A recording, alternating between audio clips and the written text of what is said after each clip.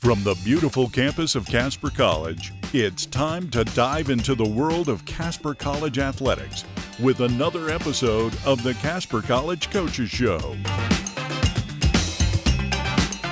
Now here's your host, Phil Kohler. Welcome fans to the Casper College Coaches Show. I'm your host, Phil Kohler, joined as always by the head coach of the Thunderbirds, Tom Parks. Coach, you guys 13-9 overall, 2-2 in conference. We're going to go back a couple of weeks since we didn't get to shoot a show last week. So your first conference game, you guys have Central at home. You guys lose a heartbreaker, 79-77. Give us a little bit of a run back on that one. I know you guys kind of battled your way back in the second half. Yeah, I think that break we had talked about when we first came back, I think the break was tough on our team just based on the way that we play and we want to play fast and we want to press, but when your body's not in the shape to do so, sometimes that can hurt you. And I think a lot of those early games and I think we're just starting to turn the corner now. And so it was a game. Central's a good team too. Yeah. They've got a lot of good pieces. They shoot the ball really well. We talked about it before that game. So, it's definitely not the result you want, but I think our team showed some fight and the people were there and came out and supported and brought a lot of energy. So, we're just not trying to take that home court for granted. Absolutely. So. Well, and to that point, you guys kind of started off a little bit slow and probably talking about those legs and getting those back into shape. But, man, it felt like the crowd really energized you guys in the second half. Did you see that too? Yeah, no, for sure. It was nice to see, in this most recent game, I'm sitting there looking at the scoreboard and it's crickets in there because we were up big. Sure. And it's nice when those games are back and forth and we're making runs and making some special plays and kind of getting people off their feet. It's a fun environment. Absolutely. So then moving into last Saturday, you guys beat a Northwest team 89-74. Great opportunity for you guys to bounce back. But, man, talk about the parity in this league. It seems like every time you guys go out in a Region 9 game, it's going to be a dogfight. Yeah, I think the league's really well balanced. I don't think there's a game on the league schedule that you can just take a night off. Sure. And the thing about this league too is every team's gonna fight for 40 minutes. They're never gonna stop. They're never gonna quit. You're never gonna get up and a team's gonna hit a wall and just cave in. Every team brings in. It doesn't matter what the score is. It doesn't matter how much time. Every team and every coach coaches till the final buzzer. Yeah, and as a fan, it certainly makes it enjoyable because you know what you're getting into when you go to a game here at Swede. If you go to a game on the road, it's going to be a dogfight, and that certainly makes it fun. So speaking of a dogfight, then last Thursday you guys head up to Gillette. For this program, it's the first time being back at Gillette in a couple of years as they're just now starting the program. I'm sure you're familiar with it from your time in Sheridan. What was the atmosphere like up there for the first time getting back there? It was good, and they hadn't played a home game in a while, and it was their first conference home game. Yeah. The coach there, Sean Neary, put a lot of work and effort into doing his part to get that program on the ground, even when he was away from the program and coaching other programs. There's just a lot of pride. And we know, being from Wyoming, there's a few towns in Wyoming where athletics is a premium. And Gillette's one of those towns where they just invest a lot, from the youth all the way up. So honestly, it's really nice having them back. I think, they had some years where they mmade runs in the national tournament. Yeah. They have several high major guys move on. And, I think anytime you welcome back, a team like that into your league, it makes everyone better because now we got to compete against Gillette. Absolutely. And so it just intensifies it a little bit more. It's a program that's going to go out and recruit nationally and bring in really big time guys. So you guys were up at half, end up falling 87-80. Give us kind of a rundown of what that was like. Man, it was one of those games where I think there was 11 lead changes and 11 ties, and the runs were big. So it was we'd go on a run, and then they'd go on a run, and then we'd go on a run, and they'd go on a run. And honestly, it was just one of those things they went on the last run. Yeah. And that's, if the game ended 4 minutes earlier, we win the game. Sure. You know what I Right, mean? right. But the game's 40 minutes, and, that's something definitely moving forward, especially playing a team like Gillette. You really got to withstand their runs. Right. And I thought we played a really good game. The biggest difference in that game was we didn't finish the first half. We didn't finish the second half. And it's hard to win on the road against a good team if you're not going to finish halves. Well, and even with that, I mean, they make that run at the end, but you guys had a couple of looks that really could have cut it down and just didn't fall down, and that's tough on the road, but you guys are going to have another shot at them here later on the season back here at home. So then you guys get a great opportunity to bounce back. You get a very good Western Wyoming team that comes in, and you beat them 100-74 in a game that really was never in doubt.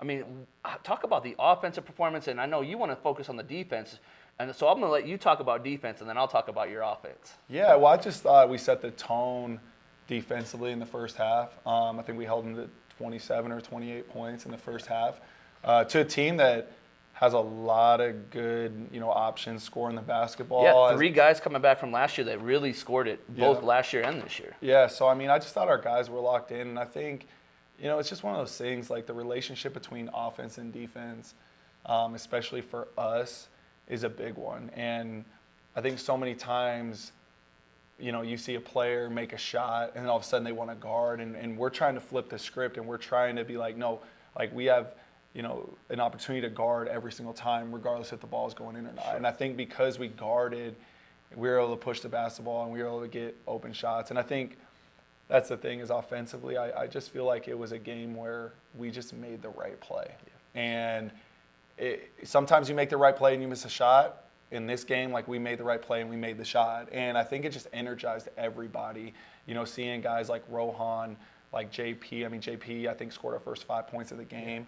And, seeing those kind of guys, get those opportunities. And more importantly, seeing the guys like Abdul, like Darius, like Nate Sasser, who are, more the guys that are scoring the basketball, and Gemma, like, cheering and rooting for these other guys. I think that was the biggest thing. It was just a fun game to be a part of and to witness, and I just thought everyone was positive and encouraging, and I think it, helped us put the ball in the hoop.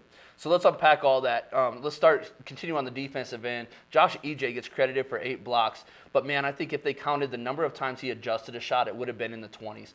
How nice is it to have somebody like that back there, especially for the guards, knowing that they can be a little bit more aggressive and have somebody on that back end that's going to erase anything in the paint? Yeah, I mean, Josh is a special talent, man, and he's a guy that, he is who he is, but more importantly, like, he embraces who he is. Sure. He loves being the guy around the basket. He loves being the guy, ripping down rebounds. I mean, he has self-nicknamed himself the janitor. You know what I mean? And embraces that and loves that. And so, I think you have somebody like that who enjoys that role. It just takes so much pressure off everybody else. And like you said, like, we can pressure, and, he's an elite shot blocker. He led Florida JUCO, Region 8 in block shots last year. I mean, I think he had 11 against Chipola, who has a ton of athletes and is always a top 10 team in the country. And he's done this multiple times where he just gets in this mode, and it's like, if you're going to shoot the ball, you better get some arc on it, because he's going to block that shot. And it's crazy, too, because he's not 7'1", 7'2", I mean, he's 6'10", 6'11", but, man, his timing is just incredible on the defensive end. And then you get a guy, Jaden Peters, who gets a start for you on Saturday, comes out, scores the first 5 points, like you said, ends up with 11 points. Talk about how important JP is to this program and being a sophomore and just his ability to do a lot of different things for you. Yeah, well, I'll rewind to, like, first week I got the job, and I called all the returners, and, I was very transparent with everybody, and I said, look, you may have played this year, you may have not played, you may have wanted a bigger role. I said, but, we're going to bring in a lot of really good players at every position. Everyone's going to be on a clean slate. And JP, without hesitation, like, no, I'm coming back. I'm going to earn my spot. And, I think you have guys that you inherit as a new coach, and I'm very grateful for all 3 of the returners, because I think from a coachability standpoint, like, they've brought it every day, and they've been coachable, and they've been bought in. And I think JP's a guy, like, you see Abdul and Darius making tough shots, and you see, Nate Sasser pulling down the rim and Gemma getting to the basket, but JP's just a solid guy every single day. And I think the average basketball fan might not know the value he brings to our team, but I can tell you he's one of the best teammates we got. Sure. He's one of the toughest dudes we got. He's one of the most competitive guys we have. And he just, like, there's not a day that he doesn't bring it. So I can't say enough great things about JP. Well, and as a guy that was here last year and got a chance to watch him last year, I mean, he's a guy certainly that I know for me personally I root for, but I know a lot of people in Casper haven't seen him for his second year, really pull for him, and when he gets that opportunity and does well, certainly makes all of Casper proud, I think. Absolutely. So we're going to get to know JP just a little bit more as we go 94 feet with Jaden Peters. This is 94 feet with Jaden Peters. JP, you ready to go? I'm ready. All right, question number 1. You're starting a 3-on-3 team. You can play with anybody in the world. Who are you playing with? Me at the 1, Kobe at the 2, KD at the 3. All right, being an LA guy, I know that traffic can be a nightmare out there, but I also know you've been stuck in traffic behind turkeys here in Casper. Which is worse? LA traffic for sure. All right, In-N-Out Burger is a big LA staple. Are you an In-N-Out guy? Is that the go-to restaurant for you? No, not at all. Don't even think about it. All right, you're taking a test. You can have one teammate from your team right now help you with the test. Who are you taking? Ethan Connery. Last question for you. In your time, this is your second year at Casper College. What's your greatest memory of playing at Casper College? Playing in the region championship last year. Hopefully we could do it again this year. This has been 94 Feet with JP, Jaden Peters. That's it. Much better. Welcome back, fans of the Casper College Coaches Show. Coach, you guys sent out a tweet last night that said that you guys only have 3 home games left. I can't believe we're getting to that point in the season already, man. So you guys start with Thursday here against LCCC, 7:30 tip-off. What have you seen from LCCC so far? I mean, they're really talented. They have some good athletes. They really get up and down. It's kind of like first good shot, they're going to take it. They've got multiple guys that are capable of going off. So I think they have a lot of really, really good pieces, especially offensively. So it's a game like you got to be ready to guard. Sure. A team that comes in 12-10 overall, but they're ranked 9th in the country in field goal attempts. So just like you said, they want to get it up. We've talked already about the parity in this league, but how important is it to defend home court in a game like this? Well, it's really important, especially knowing that like 5 out of our 6 final games are on the road. Sure. And so I think like you just got to take every opportunity that you have to sleep in your own bed and not be on a bus for hours, right. And be able to do a shoot around and be able to play in front of the home crowd, and those things are vital, especially when you look forward at the road ahead and you're like, it's going to be very difficult, down the stretch. 2-2 in conference right now. Do you guys have a tough time with, trying to map out if we win this, if we don't win this, kind of trying to see where you're at? Or do you feel like the team is pretty focused on one game at a time? It's kind of interesting because I think before conference play started, we kind of mapped everything out just so guys understood like what's at stake. And I go back and forth with every team. Like sometimes I think that's a smart thing to do, and sometimes it's not. Obviously, winning the conference, is a huge advantage. To not have to play, to get to the neutral site region tournament. But honestly, right now, like I know teams that we've played, what their record's been. I don't know what's going on in the South. I don't know what's going on outside of the guys we play.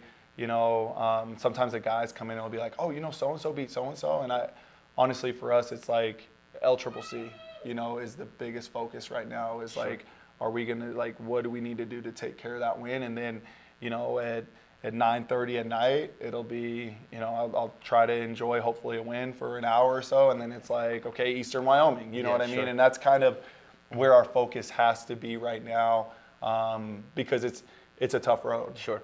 LCCC, a guy like Jordan Reed, a sophomore that averages just over 16 points a game. Is he going to kind of be your focus defensively, or is you guys continuing to just focus on yourself? I think for us, this is a really important game in terms of like knowing personnel. And while Jordan Reed's a really good player, they got a bunch of guys. EJ Scroggins, they got a shooter that it was a volume guy. Like your hands are down, he's shooting. And I think for us, it's not just about one guy. It's really trying to focus in and knowing personnel, because the tricky thing about how we play is when we're pressing, anybody can get matched up on anybody, down the floor. And so when Josh closes out on that last defender, is he closing out on number 1 who shoots the ball really well, or is he closing out on EJ Scroggins who really wants to drive the basketball? And so I think for us, it's going to be really big about personnel. We're going to try to pack it in Obviously, we're not going to let shooters get easy shots off, but we're really going to try to pack it in on guys and force them to take tough outside contested shots and keep them out of the paint. Sure. So then moving to Saturday, you guys get Eastern Wyoming at home, 4 o'clock. A team that comes in 4-16 overall, 1-3 in the conference. But right now they've got Micah Glover, the leading scorer in Region 9 so far. What have you seen with the early scout on Eastern Wyoming? Yeah, I mean, just another team that you can't take for granted. I think it's hard, and I remember when I was 18, 19, 20 years old, you look at a team and you look at their record and you're like, oh man, like we're going to take care of business. But as a coach, like, they got 4 wins and they got to win in conference. Like they can beat anybody too. Gillette played down there and it was a close game at halftime. Yeah. I believe they beat LCCC. I think is their one win. But they're another team. Like when you got somebody that's capable of going off, you make a few early and that basket gets really, really big, and so like it's another game. Like I don't think there's a game on our roster where it's like, oh, we'll be good this one. Like we don't show up. And that's kind of for us right now is we are really good when we make shots. Yeah. And we're just now learning, even against Northwest, like we didn't make a lot of shots. Like guys miss a lot of shots. And we're trying to learn how to win when we don't make shots. Gillette, we shot terrible and lose by 7. Sure. I mean, we were atrocious from the field. We got more field goals, and the same kind of thing against Central. Like, I think Abdul was 3 for 17 against Central. Mm-hmm. It's like we shouldn't win or lose based on if our guys make shots. Right. We need to, and we've been doing a much better job at attacking the glass. I think we've had a lot of double-digit rebound margin victories in conference, which is nice to see. And even a team like Central, like that kept us in the game, our rebounding. So we're just trying to learn how to win games because we know that we're eventually going to play on the road where shots don't fall as easy on the road. We're hopefully eventually going to, be at the region tournament where we're going to be playing neutral games away from the home court. And so that's kind of our biggest focus is like, what do we do when shots aren't falling? Sure. Well, and you talk about the rebounding. Obviously, the defensive side of the basketball is where you guys are tipping your hat as well. Another opportunity for you guys to win basketball games without making shots, right? So then, Coach, give us one key for that game on Saturday against Eastern Wyoming. Yeah, I mean, the biggest key right now for us is just in our press. Sure. Really trying to keep the ball in the middle of the floor. I think when we do that, we put ourselves in a really good chance to win. I think teams struggle once they get in the half court. But when the ball gets to the middle of the floor, it's really, really tough for us. So just kind of some nuances in our press is important. And then the same thing that we just talked about, like we're really going to try to piggyback on our rebounding because if there's a stat that shows winning basketball games, it's rebounding. Sure, absolutely. Well, and Coach, we're going to finish up here, and I was expecting Coach Anderson, so I didn't write this down. But you sent out a tweet about a week and a half ago and talked about just kind of how much you love this team. Can you give us like a little bit of a follow-up on kind of where you were going with that? I mean, I know how great this group of guys are and how much they mean to you, but give us a little bit more with what these guys kind of mean to you as a group. So, I mean, honestly, like that's kind of the struggle with this team is they're such good people. Yeah. That it just makes you want to win more, but it's just little stuff. I mean, I know early on in the year we were on the road and we stopped at the Little America gas station, which by the way is a phenomenal gas station. Yeah, it's great. You've been there, but not the one in Cheyenne, but the one Rocks. I don't know what you call it. It might be Little America, Wyoming. I'm not sure, but phenomenal gas station. And like my youngest is 3 and he loves rocks, and like Abdul goes in and they have to polish rocks and fills up a bag, and then Gillette, we lose, you know what I mean? Like we lose a game and we get Domino's Pizza, and same thing, like guys walk in from the gas station, they're like, hey, I got this for Sedalia, or I got this for Cairo. And then I guess the reason I sent that one out is my family's been extremely sick the last week. Flu, COVID, strep, you name something, we got it. And Gemma and Ethan called me one day at night and they're like, hey, what's your address? We're coming over. And I'm like, okay, bad idea, guys. You know what I mean? Like, and they're like, no, we just want to drop off a care package. Cool. And they're bringing like Flintstone gummies and, emergency and just stuff that like, I don't know, like for you to be 19, 20 years old and for your thought to be, hey, coach's family's struggling.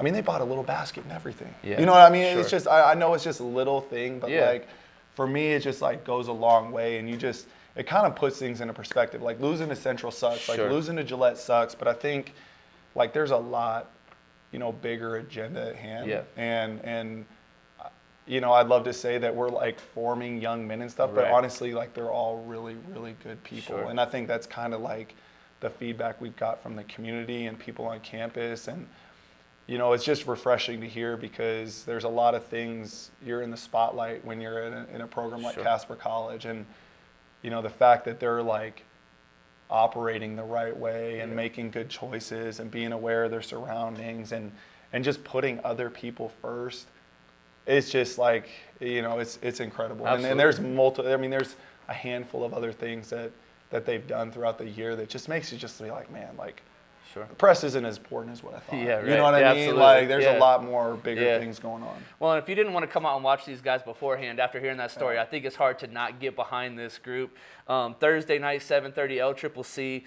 Saturday, Eastern Wyoming at 4 o'clock. 2 more chances out of the 3 that are left to come out here and watch these guys and support this really great group of young men. Coach, best of luck to you this week. Fans, remember, always shoot for the stars, because even if you miss, there's always a chance for an offensive rebound.